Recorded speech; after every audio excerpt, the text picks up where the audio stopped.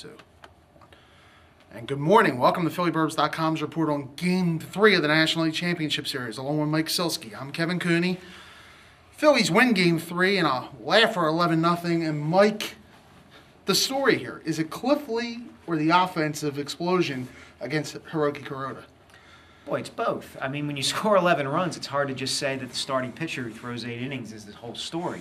The Phillies jumped all over Kuroda tonight, and that, they kind of had to do that coming off of the way they had lost Game 2. Only getting a Ryan Howard home run.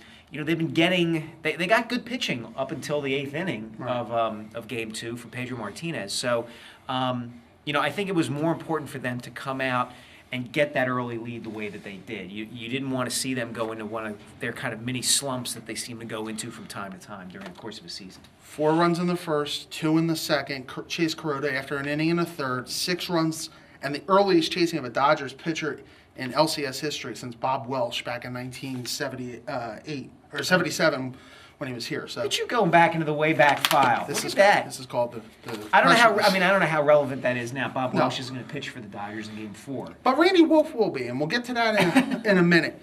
Lee, has he been everything the Phillies have asked of him so far in this postseason? Well, he's got an 0.74 ERA, 0.78. So, if they could have asked for more than that, then, they're asking him to throw a 1-2-3 inning every time out. He was absolutely terrific tonight. 8 innings, 10 strikeouts, no walks, 3 hits, in total control from beginning to end. If you're the Dodgers, what do you do with Kuroda now? Obviously, they went to Billingsley in this game. He did not have much better success. He was a little better, not great.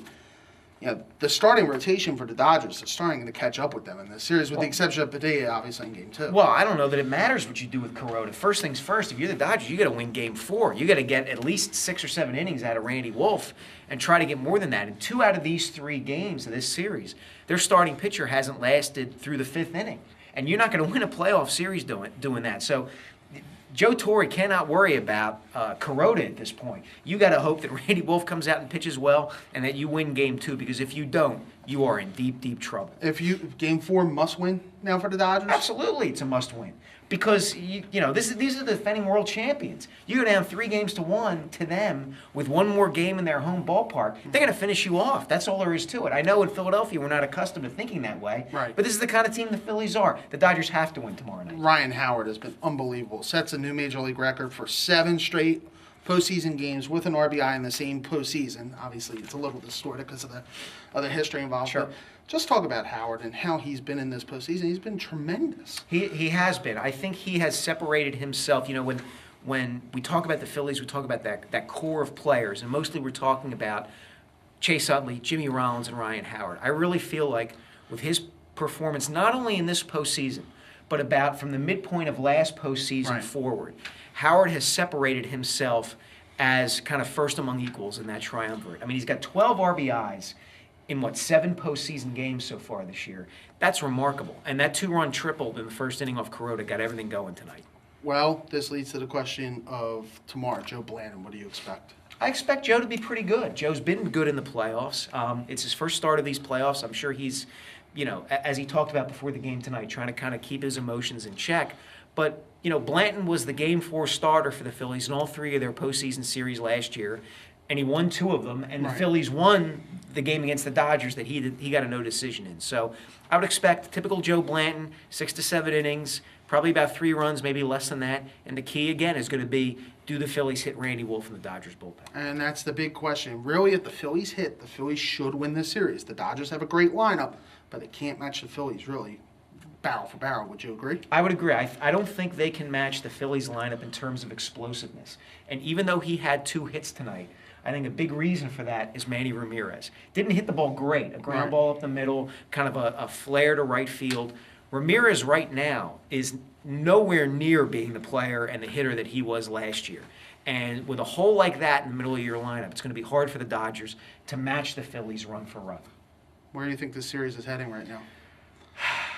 It wouldn't surprise me if we went back to L.A. for a 6th game, but given the way the Dodgers performed tonight, which is to say not well at all, At this point, I'd be surprised if it went past the 5th game. I really would. I think the Phillies, have a distinct advantage in starting pitching. They've had that since the beginning of the series. The Dodgers were fortunate to get a great game out of Vicente Padilla in Game 2.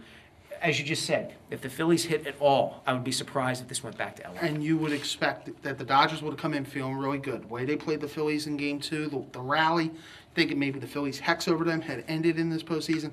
Then you throw a clunker out there, everything kind of gets lost in the wind. This was a clunker from the word go for the Dodgers. If you Rafael remember, Furcal's bunt to start the game. Rafael Furcal offers at the first 3 pitches that Cliff Lee throws. That's not what a leadoff hitter is supposed to be doing. He's supposed to be up there taking pitches. Not against a soft tosser, especially. Right, and the Dodgers hadn't faced Lee all year. Right. And Furcal gave them absolutely no chance to see what he's got, and it showed. And, the Dodgers had all the momentum in this series, and the Phillies have totally taken it away. And remember, at this point, the Dodgers would probably have to beat Lee in the 7th game.